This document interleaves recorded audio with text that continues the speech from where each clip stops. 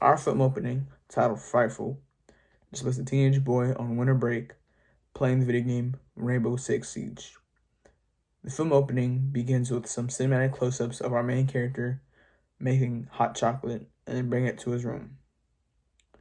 He then places his mug down and begins playing, when suddenly the power goes out. He then goes to the circuit breaker to fix the problem. He flips the switch and the lights come back on. He then goes back to his room and begins playing once more. And then he hears something and goes to investigate. He opens the bathroom door and finds a broken mirror on the ground. He picks up a piece of the glass and the camera pans to the shower where our killer, me, was revealed with a shot of a black glove pulling the shower curtain back. A struggle ensues, and then it shows our main character getting dragged away off screen. Then the killer walks towards the camera and steps on it, and that's where the title card plays. Frightful.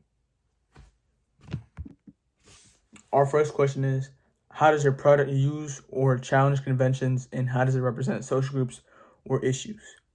Our film opening challenged the convention of horror movies being dark and not playful or not energetic.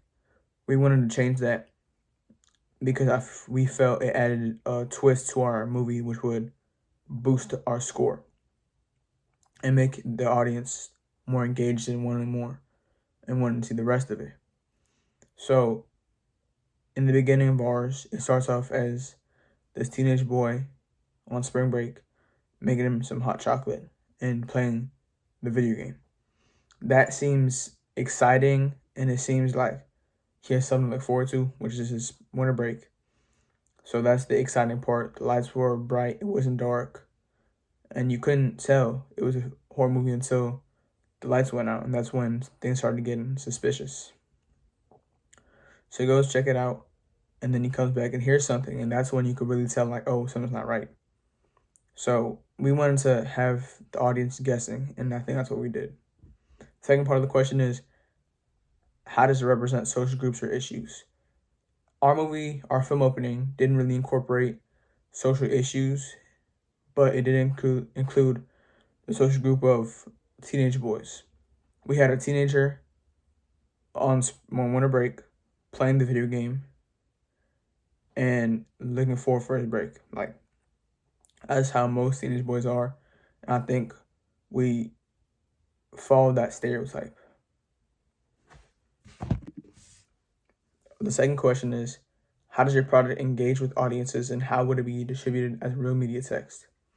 So our film opening starts off as energetic and playful and exciting. And the audience, we wanted the audience to think that's how the whole movie would be. That's like how the rest of the movie would be. But as the film opening played out, we showed our true intention, the true genre of our film opening, which was horror. And that gets revealed with a bathroom scene in the hand and on the shower curtain. And I think that really engaged the audience. Like, at first it seems it's a regular old teenager on break movie. It's a feel-good movie, and they're like, okay. But then when I would say the climax of the film opening, that's when the audience is like, oh, like, we didn't know what was coming, and that's what we wanted to do. The second part of the question is, how would it be distributed as a real media text? So what we would like to do is, before the movie is even published or in theaters, we wanted to make trailers for the movie. That was a film opening, but we want to have trailers of different other parts of the movie. We want to create billboards, create posters, and yeah, so just we want trailers, posters, billboards, and I think all that will help us distribute our media text. The third question is, how did your production skills develop throughout this film or this project? Before filming started, my group and I thought, this project would be easy. It would be done in a day. We were wrong.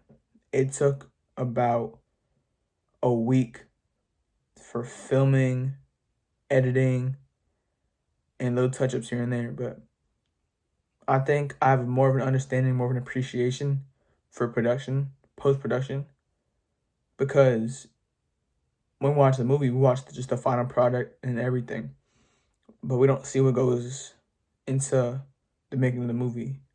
And I think now, after filming this project and submitting and everything, I think I understand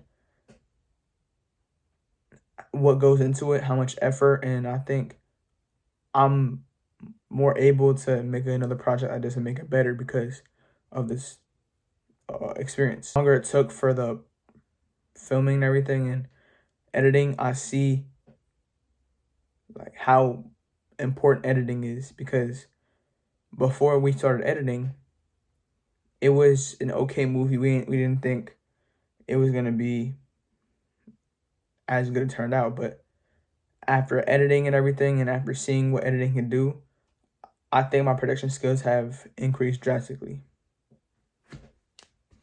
The fourth and final question is, how did you integrate technology, software, hardware, and online in this project? Well, for filming for the project, we used an iPhone 14 for all the scenes. All the scenes, it was iPhone 14. We had a tripod we set up, and we recorded using those. When it comes to software, we use the app called LumaFusion. We did all of our editing from there. We got all of our clips from the iPhone 14. We airdropped it to the MacBook Pros, and on the MacBook Pros we used LumaFusion. We got all of our audios from YouTube, and we put them all together in LumaFusion, and we got our film opening. We didn't use much hardware. It was just us, what we wore. That was it.